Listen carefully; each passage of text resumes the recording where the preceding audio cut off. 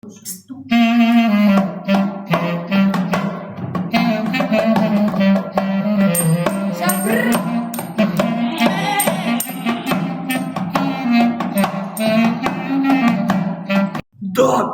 and gold! Γεια σας παιδιά, σήμερα θα μιλήσουμε για τον Χάλαντ. Θα πω την άποψή μου για το πόσο πιστεύω ότι θα φτάσει στο επίπεδο του Μέση και του Ρονάλντο ή σε ένα ικανοποιητικό επίπεδο. Η άποψή μου είναι ότι θα έχει μέλλον ακόμη να δώσει. Έχει βάλει πολλά γκολ μέχρι τώρα. Είναι φορ καθαρά περιοχή.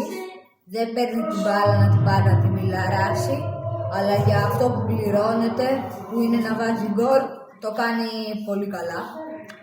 Είναι φορ περιοχής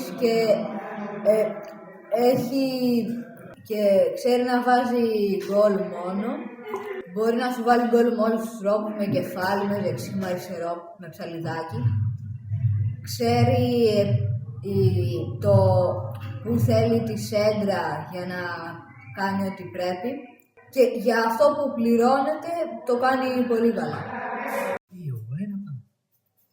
Κυρίες και κύριοι, σας παρουσιάζω τον Γκόντζο το Muppet Babies. Muppet Babies, βήξε κρυβές. Και τη Spiggy Muppet Babies, βήξε κρυβές. Γιουπι! Ο Γκόντζο είναι ένας αστείος και καρδός χαρακτήρας, είναι μπλε και έχει μακριά μύτη. Ο Γκόντζο λατρεύει να κάνει χάζα και τρέλα πράγματα, του αρέσει να δοκιμάζει νέες περιπέτειες, ακόμα και αν είναι λίγο περίεργες. Ο Γκόντζο είναι ένας καλός φίλος και πάντα να βοηθάει τα άλλα Muppet Babies.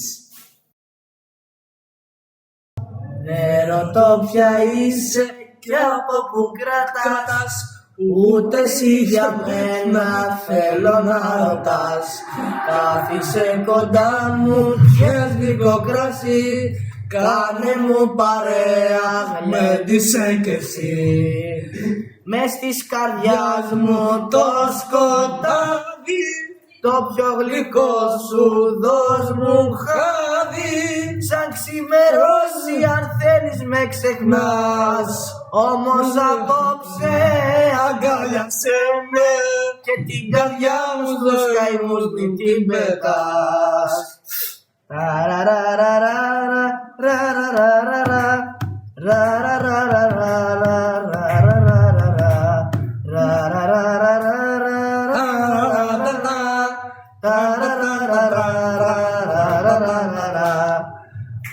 Απ' τα φιλοκάρδια μου βγαίνει μια φωτιά και για την καρδιά μου τούτη τη βραδιά.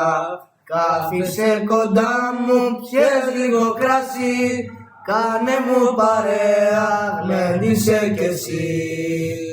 Έλα κορίτσι μου κοντά μου, να κάψεις όλα τα βάσανα μου και τα σημάδια να σάπεις της καρδιάς.